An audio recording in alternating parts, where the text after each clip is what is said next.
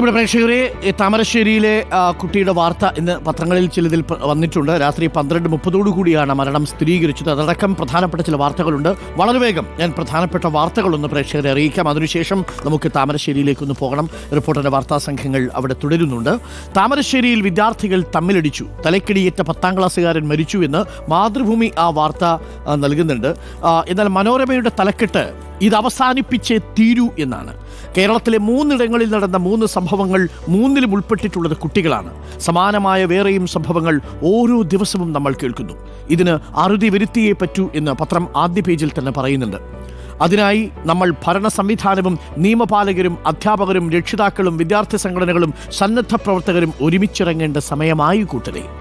താമരശ്ശേരിയിലെ tuition centre വിദ്യാർത്ഥികൾ തമ്മിൽ നടന്ന സംഘട്ടനത്തിലെ തലയ്ക്ക് പരിക്കേറ്റ 10ാം ക്ലാസ് വിദ്യാർത്ഥി അതീവ ഗുരുതരാവസ്ഥയിലെന്നാണ്. പക്ഷേ രാത്രി 12:30 ആ കുട്ടി മരിച്ചു.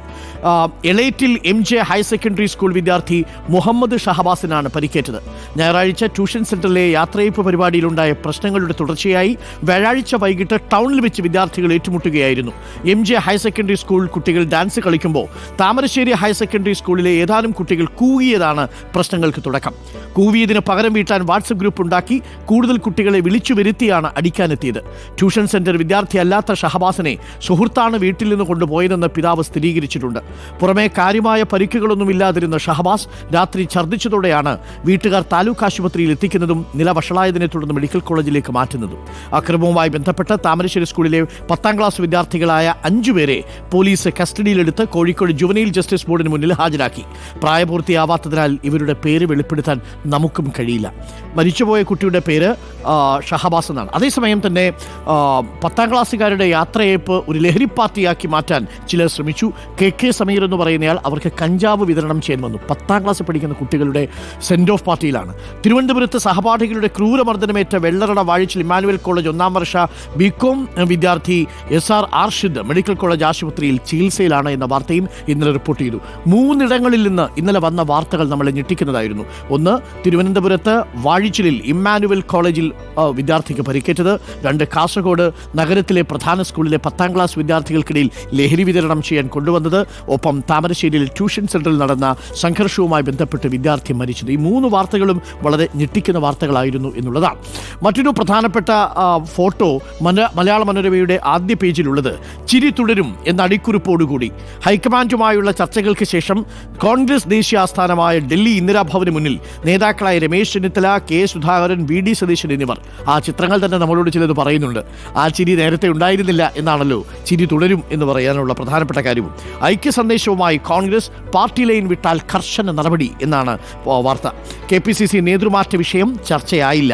തദ്ദേശ നിയമസഭാ തെരഞ്ഞെടുപ്പുകൾ പടിവാതിൽക്കൽ നിൽക്കെ കേരളത്തിലെ കോൺഗ്രസ് നേതാക്കൾക്ക് പാർട്ടി ഹൈക്കമാൻഡ് ഐക്യ സന്ദേശം നൽകി. നമ്മളതിനെ ശാസനയെന്നും വേണമെങ്കിൽ പറയാം, അല്ലേ?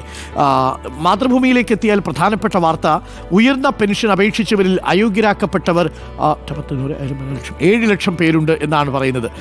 ക്ഷമിക്കണം, 7 ലക്ഷം പേരാണ് അപേക്ഷിച്ചത്. 17.49 ലക്ഷം പേര്. അയോഗ്യര് 7,35,000 പേര്. സുപ്രീം കോടതി വിധിച്ച ഉയർന്ന PF പെൻഷൻ ഭൂരിഭാഗം അപേക്ഷകർക്കും കിട്ടാക്കനിയായേക്കും. ഉയർന്ന പെൻഷന് വേണ്ടി അപേക്ഷിച്ച 17.49 ലക്ഷം പേരിൽ 7,35,000 പേരും അയോഗ്യരാണെന്ന് employment provident fund organisation supreme കോടതിയിൽ അറിയിച്ചിട്ടുണ്ട്. സെലൻസ്കിയെ അപമാനിച്ച് ട്രംപ് എന്ന വാർത്തയും മാതൃഭൂമി ആദ്യ പേജിൽ തന്നെ നൽകുന്നു. അതിന്റെ ദൃശ്യങ്ങളാണ് നമ്മൾ കണ്ടത്. അതിന്റെ വീഡിയോ അല്പസമയത്തിനുള്ളിൽ നമുക്ക് കൂടുതൽ ദൃശ്യങ്ങൾ നൽകാം. പ്രകൃതി വിഭവ കരാറുകളിൽ ഒപ്പുവയ്ക്കാൻ US-ലെത്തിയ യുക്രൈൻ പ്രസിഡന്റ് വ്ളാഡിമിർ സെലൻസ്കിയെ ഇരുത്തി അപമാനിച്ച് US president Donald Trump. Vice president JD വാൻസും ഒപ്പം ചേർന്നു.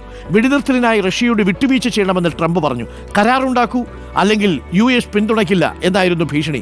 എന്നാൽ കൊലയാളി പുത്തിനുമായി ഒരു ഒത്തുതീർപ്പിനുമില്ലെന്ന് സെലൻസ്കി തിരിച്ചടിച്ചു. സെലൻസ്കി 3ാം ലോക യുദ്ധമാണ് ലക്ഷ്യമിടുന്നതെന്ന് ട്രംപ് ആരോപിച്ചു. നിങ്ങൾ ലക്ഷക്കണക്കിന് ജനങ്ങളുടെ ജീവൻ കൊണ്ടാണ് ചൂതാട്ടം നടത്തുന്നത്.